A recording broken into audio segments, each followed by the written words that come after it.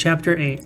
And when I spoke thus to them, Eliphaz became angry and said to the other friends, For what purpose is it that we have come here with our host to comfort him? Behold, he upbraids us, therefore let us return to our countries. This man sits here in misery, worm-eaten amidst an unbearable state of putrefaction, and yet he challenges its saying, Kingdoms shall perish, and their rulers by my kingdom, says he, shall last forever. Eliphaz then arose in great commotion, and turning away from them in great fury, said, I go thence. We have indeed come to comfort him, but he declares war on us in view of our armies.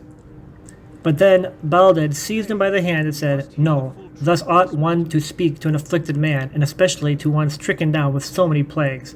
Behold, we, being in good health, dared not approach him on account of the offensive odor, except with the help of plenty of fragrant aroma. But thou, Eliphaz, art forgetful of all this. Let me speak plainly. Let us be magnanimous and learn what is the cause. Must he be remembering his former days and happiness, not become mad in his mind? Who should not be altogether perplexed, seeing himself thus lapsed into misfortune and plagues? But let me step near him, that I may find what cause is thus. And Baldad rose and approached me, saying, Art thou Job?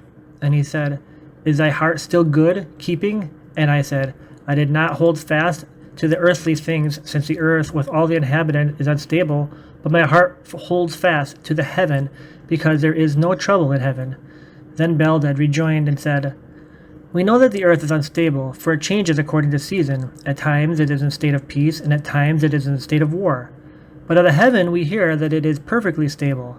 But art thou truly in a state of calmness? Therefore let me ask and speak, and when thou answerest me to my first word, I shall have a second question to ask, and if again thou answerest in well-set words, it will be manifest that thy heart has not been unbalanced.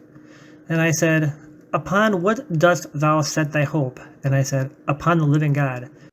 And he said, Who deprived thee of all that thou didst possess, and who afflicted thee with all these plagues? And I said, God. And he said, If thou still placest thy hope in God, how can he do wrong in judgment, having brought upon thee these plagues and misfortunes, and having taken from thee all thy possessions? And since he has taken these, it is clear that he has given thee nothing. No king will disgrace his soldier who has served him well as bodyguard. And I answered, saying, Who understands the depths of the Lord and his wisdom, to be able to accuse God of injustice? And Baldad said, Answer me, O Job, to this. Again I say to thee, if thou art in a state of calm reason, teach me if thou hast wisdom. Why do we see the sun rise in the east and set in the west? And again, when rising in the morning, we find him rise in the east? Tell me thy thought about this.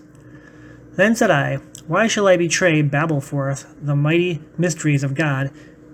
And should my mouth stumble in revealing things belonging to my master? Never. Who are we that we should pry into matters concerning the upper world, while we are only of flesh, nay, earth and ashes? In order that you know that my heart is sound, hear what I ask you. Through the stomach cometh food, and water you drink through the mouth, and then it flows through the same throat. And when the two goes down to become excrement, they again part. Who effects this separation? And Baldad said, I do not know. And I rejoined and said to him, If thou dost not understand even the exits of the body, how canst thou understand the celestial circuits? Then Zophar rejoined and said, We do not inquire after our own affairs, but we desire to know whether thou art in a sound state. And behold, we see that thy reason has not been shaken. What now dost thou wish that we do for thee? Behold, we have come here and brought the physicians of 3 kings, and if thou wishest, thou mayest be cured by them. But I answered and said, My cure and my restoration come from God, the maker of physicians.